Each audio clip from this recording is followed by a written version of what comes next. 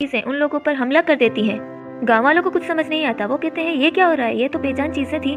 फिर हम देखते हैं गैस्टोन को, जो कि बीस्ट के पास पहुंच गया था। बीस्ट बहुत उदास होता है क्योंकि बेल के जाने के बाद उसे कुछ भी अच्छा नहीं लग रहा होता। उसे बेल बहुत याद आ रही होती है। गैस्टोन कहता है तुम क्या समझते हो कि बेल तुमसे प्यार करती है, बल्कि तुम्हें मारने के लिए उसने सब गांव वालों को भेजा है। ये कहकर गैस्टोन बीस्ट पर गोली चला देता है और बीस्ट जाकर नीचे गिरता है, लेकिन गिरने से पहले बीस्ट दीवार को पकड़ लेता है। इससे पहले गैस्टोन दूसरी गोली चलाता, बेल वहाँ आ जाती है गैस्टोन को रोकने के लिए। वो उसका हाथ पकड़ लेती है। उस लड़ाई में गैस्टोन भी नीचे गिरता है। गैस्टोन की गन भी उसके हाथ से गिर जाती है।